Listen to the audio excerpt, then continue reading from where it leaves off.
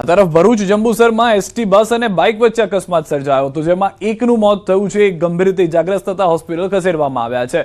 ડાભા ચોકડી વિસ્તારમાં કીર્તિ પાદરા જંબુસર રૂટ પર દોડતી એસટી બસ સાથે બાઇક અથડાતા અકસ્માત સર્જાયો। અકસ્માત એટલો ભયાનક હતો કે બાઇક સવારનું ઘટના સ્થળે જ મોત નીપજ્યું, જ્યારે બીજા સવારને ગંભીર ઇજાઓ પહોંચતા તાત્કાલિક સારવાર માટે નજીકની હોસ્પિટલમાં ખસેડાયા અને બાદમાં વધુ સારવાર માટે વડોદરા રિફર કરવામાં આવ્યા હતા। ઘટનાની જાણ થતાં જ પોલીસ તાત્કાલિક સ્થળ પર પહોંચી હતી। વલસાડ જિલ્લામાં પણ કોંગ્રેસને ઉમેદવારો તૂટવાનો ડર, 30 થી વધુ ઉમેદવારોને કોંગ્રેસે અંડરગ્રાઉન્ડ કર્યા છે। વાપી મનપાની ચૂંટણીમાં કોંગ્રેસના 50 ઉમેદવારો છે મેદાને। હાલ 20 ઉમેદવારો વાપીના સંગઠન પ્રમુખના સંપર્કમાં, કોંગ્રેસના અન્ય તમામ 30 ઉમેદવારોને રાજસ્થાન મોકલી દેવાયા છે। આખરી ઘડીએ ઉમેદવારો ફોર્મ પરત ન ખેંચે તે માટે કોંગ્રેસની કવાયત જે છે તે જોવા મળી રહી છે। આ વલસાડ પૂરતું સીમિત નથી, ગુજરાતના મોટાભાગના વિસ્તારોમાં આ રીતની પરિસ્થિતિ કોંગ્રેસની જોવા મળી રહી છે। વલસાડથી ન્યૂઝ 18 સંવાદદાતા ભરત અમારી સાથે જોડાઈ ગયા છે। ભરત, ફરીથી એ જ ડર રહ્યો છે કે ના કોઈ લોભ લાલચમાં અથવા દબાણમાં આવીને કોંગ્રેસના ઉમેદવારો પીછેહટ કરે, જેના કારણે આ પગલાં લેવામાં આવી રહ્યા છે? જી બિલકુલ, જે રીતે રાજ્યના અન્ય જિલ્લાઓમાં જોવા મળી રહ્યું છે કે કોંગ્રેસ છે એ છેલ્લી ઘડીએ ઉમેદવારો છે એ ફોર્મ પરત ન ખેંચી લે તે માટેના જે કવાયત કરવામાં આવી છે, વલસાડ જિલ્લામાં પણ એ જ રીતે અત્યારે કોંગ્રેસે કવાયત કરી છે અને વાપી મહાનગરપાલિકાની ચૂંટણીમાં કોંગ્રેસના 50 ઉમેદવારો ચૂંટણી મેદાનમાં છે, તેમાંથી 20 ઉમેદવારો વાપીમાં પાર્ટી પ્રમુખના સંપર્કમાં છે, પરંતુ બાકીના 30 ઉમેદવારોને છે એ કોંગ્રેસ દ્વારા છે રાજસ્થાન અને અજ્ઞાત સ્થળે લઈ જવામાં આવ્યા છે। આથી જે રીતે રાજ્યમાં અન્ય જિલ્લાઓમાં જોવા મળી રહ્યું છે કે કોંગ્રેસના ઉમેદવારો તૂટવાનો જે સિલસિલો છે એ વલસાડ જિલ્લામાં અને વાપી મહાનગરપાલિકાની ચૂંટણીમાં ન જોવા મળે તે માટે કોંગ્રેસ દ્વારા આગોતરા આ રીતના પ્રયાસો કરવામાં આવ્યા છે। જી આભાર સમગ્ર માહિતી બદલ। તો હાલમાં જે જાણકારી મળી રહી છે કે કોંગ્રેસના જે ઉમેદવારો છે તે તૂટી ન જાય તે માટે 24 કલાકનો સમય કાઢવાના પ્રયાસ થઈ રહ્યા છે।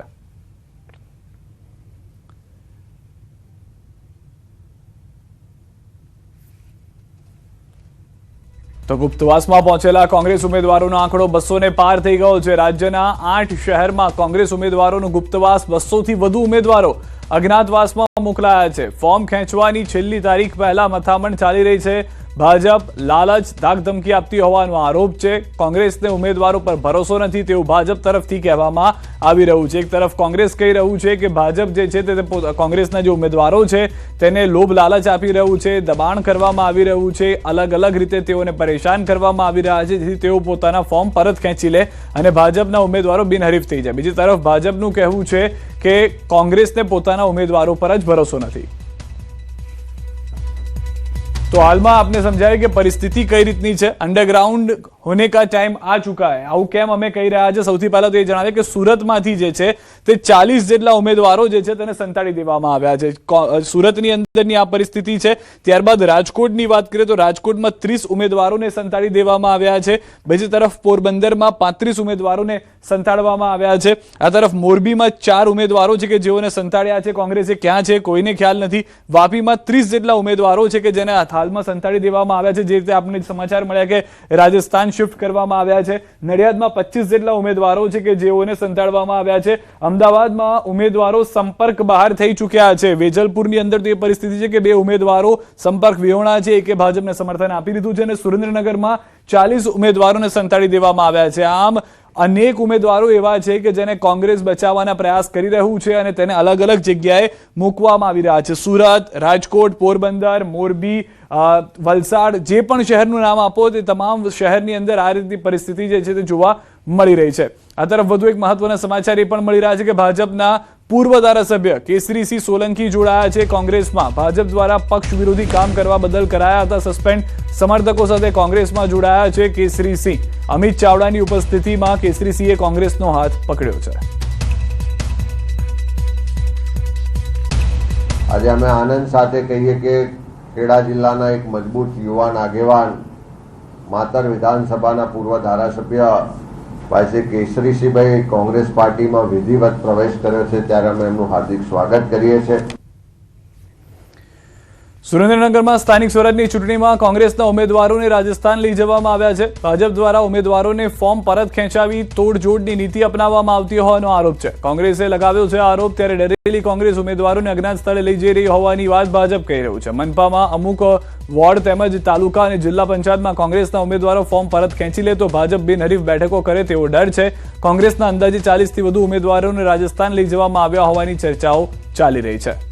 વધુ માહિતી ન્યૂઝ 18 સંવાદદાતા અક્ષય પાસેથી મેળવીશું. અક્ષય, અહીંયા પણ એ જ પરિસ્થિતિ જોવા મળી રહી છે જે રાજ્યના અન્ય જિલ્લાઓ કે વિસ્તારમાં જોવા મળી રહી છે. કોંગ્રેસ પોતાના ઉમેદવારોને અજ્ઞાત સ્થળોએ લઈ જઈ રહ્યું છે.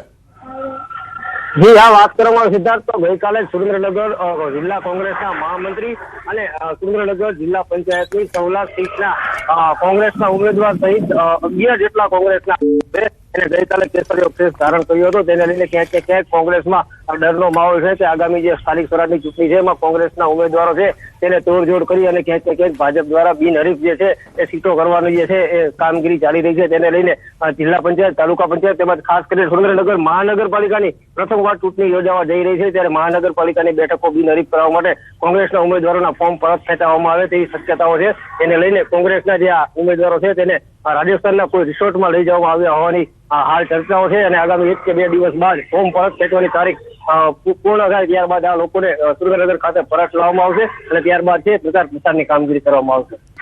અક્ષય, સમગ્ર માહિતી બદલ. તો 24 કલાકનો એ સમય જ્યાં સુધી તેઓ પણ રાજસ્થાનમાં રહેશે. જે રીતે વલસાડમાં જોયું હતું, રાજ્યના અલગ અલગ જિલ્લાઓમાં જોવા મળી રહ્યું છે તેવી જ પરિસ્થિતિ સુરેન્દ્રનગરમાં પણ.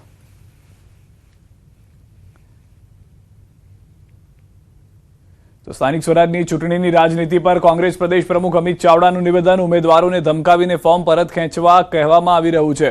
પોલીસ કોંગ્રેસ ઉમેદવારોના ઘરે જાય છે અને ડરાવે છે. જબરજસ્તી યાદી માંગવામાં આવી રહી છે.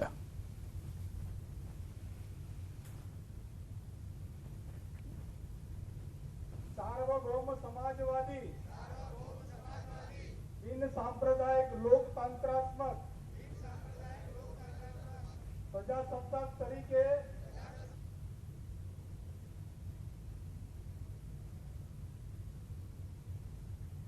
તો કોંગ્રેસના રિસોર્ટ પોલિટિક્સ અંગે પ્રદેશ ભાજપ પ્રવક્તા ડોક્ટર અનિલ પટેલનું નિવેદન. કોંગ્રેસે પહેલા ઉમેદવાર શોધો અભિયાન ચલાવ્યું, હવે ઉમેદવારો સંતાડો અભિયાન ચલાવી રહ્યું છે. પરિણામોના દિવસે કોંગ્રેસનું મોં સંતાડો અભિયાન ચાલશે. એટલે કોંગ્રેસે એક તરફ ઉમેદવાર શોધો અભિયાન ચલાવ્યું, હવે કોંગ્રેસ ઉમેદવાર સંતાડો અભિયાન ચલાવી રહ્યું છે. કદાચ રાજનીતિક ઇતિહાસમાં કેવી નબળી પાર્ટી બની ગઈ છે કે એને ઉમેદવાર મળતા નથી ને ઉમેદવાર સંતાડવા પડે છે. હજુ ચૂંટણી બાકી છે અને મને ચોક્કસ ખાતરી છે કે જ્યારે ચૂંટણી પતી જશે 28મે કાઉન્ટિંગના દિવસે કોંગ્રેસ મોં સંતાડો અભિયાન ચલાવશે. તો રાજકોટ મહાનગરપાલિકાની ચૂંટણીને લઈને રાજકારણ ગરમાઈ ગયું છે. કોંગ્રેસના ઉમેદવારોને અજ્ઞાત સ્થળે ખસેડવાના મામલે શહેર કોંગ્રેસ પ્રમુખ ડોક્ટર રાજદીપસિંહ જાડેજાએ ભાજપ પર દબાણ સર્જવાનો આક્ષેપ કર્યો છે. તેમણે કહ્યું કે ઉમેદવારો પર ફોર્મ પાછું ખેંચવા માટે પ્રયાસ થઈ રહ્યા છે. આક્ષેપોને જવાબ આપતા શહેર ભાજપ પ્રમુખ માધવ દવેએ જણાવ્યું કે ભાજપની કોઈ તોડજોડની નીતિ નથી અને કોંગ્રેસ પોતાના ઉમેદવારોને સાચવી શકતી નથી. બંને પક્ષના આક્ષેપ પ્રત્યે આક્ષેપથી રાજકીય માહોલ તંગ બન્યો છે. ત્યાં પ્રચાર કાર્ય આગળ ચાલી જ રહ્યું છે. શહેર કોંગ્રેસ કાર્યાલય પણ ખુલ્લું જ છે અને ત્યાંથી પણ સંગઠનનું કામ ચાલી રહ્યું છે, પ્રચાર કાર્ય પણ ચાલી રહ્યું છે. પણ ભારતીય જનતા પાર્ટી દ્વારા લોકશાહીનું ચીરહરણ કરવાના પ્રયત્ન થઈ રહ્યા હતા, એટલે અમે અમારા ઉમેદવારોને ખોટી રીતે માનસિક રીતે કોઈ હેરાન ન કરે એટલે સ્ટ્રેટેજીના ભાગરૂપે અમે આ કાર્યક્રમ કરેલો છે. કોંગ્રેસ પાર્ટીએ આવી કોઈ પણ વાત કરી હોય તે સદંતર સત્યથી વેગળી વાત છે. ભારતીય જનતા પાર્ટી એક એવી પાર્ટી છે કે જે શિસ્તબદ્ધ અને કેડરબદ્ધ પાર્ટી અને પંચનિષ્ઠા સાથે ચાલતી પાર્ટી છે. અમારે આવી કોઈ જ પ્રકારની કાર્ય કરવાની ક્યારેય જરૂરત રહેતી નથી, કારણ કે અમારી પાસે કાર્યકર્તાઓનો એવો સમૂહ છે કે જે ભારતીય જનતા પાર્ટીની માટે નિષ્ઠાથી કામ કરે છે. મોરબી શહેર કોંગ્રેસમાં રાજકીય હલચલ તેજ બની છે. શહેર પ્રમુખ દ્વારા 4 ઉમેદવારોને અજ્ઞાત સ્થળે ખસેડવામાં આવ્યા હોવાની માહિતી છે. મહાનગરપાલિકા વોર્ડ નંબર 1, 10 અને 11ના ઉમેદવારો પર ફોર્મ પાછું ખેંચવા માટે સામાજિક દબાણ હોવાના સંકેતો મળ્યા. સૂત્રો મુજબ તેમની સુરક્ષાને ધ્યાનમાં રાખીને આ પગલું લેવામાં આવ્યું છે, જેમાંથી એક ઉમેદવારને તેમના સગાના ઘરે રાખવામાં આવ્યા. આ સમગ્ર ઘટનાએ રાજકીય વર્તુળોમાં ભારે ચકચાર જગાવી છે. ચૂંટણીઓના ફોર્મ બધાના ઓકે થઈ ગયા છે. ત્યારે ભારતીય જનતા પાર્ટી તરફથી એન કેન પ્રકારે સત્તા હાસિલ કરવા માટે કોંગ્રેસના ઉમેદવારોને સામાજિક, આર્થિક, માનસિક અને દાદાગીરીથી પ્રેશર કરવામાં આવી રહ્યું છે. ત્યારે અમારા 4 મહાનગરપાલિકાના ઉમેદવારોને અમારે અજ્ઞાત સ્થળે મોકલવા પડ્યા છે, જેને છેલ્લા 2 દિવસથી આ ખૂબ ટોર્ચરિંગ કરવામાં આવી રહ્યું હતું. ભારતીય જનતા પાર્ટી આવી કોઈ વાત તો કરી નથી. અત્યારે કોંગ્રેસ પાયા વિહોણા આક્ષેપો કરે છે અને આવું કંઈ છે નહીં. કોંગ્રેસ કદાચ ડરી ગઈ એવું લાગે છે કે ભારતીય જનતા પાર્ટીનો એક જુસ્સો છે અને અમારા બધા જ પદાધિકારીઓ છે એ બધા ખૂબ કામમાં લાગેલા છે અને આવો કોઈ આક્ષેપો થતા હોય તે પાયા વિહોણા છે. તો વડોદરા વોર્ડ નંબર 10 બાદ હવે વોર્ડ 7ના ભાજપના મહિલા ઉમેદવારનો વિરોધ લોકોએ કર્યો છે. શ્વેતા ચૌહાણનો મતદારોએ ઉધડો લીધો. આ ઉમેદવાર અમારા વિસ્તાર માટે યોગ્ય નથીના નારા લગાવ્યા. અમારા વિસ્તારમાં પ્રશ્નોમાં કોઈ જવાબદારી નિભાવી નથી, ફક્ત સોશિયલ મીડિયા ઇન્ફ્લુએન્સર બની રહ્યા છે.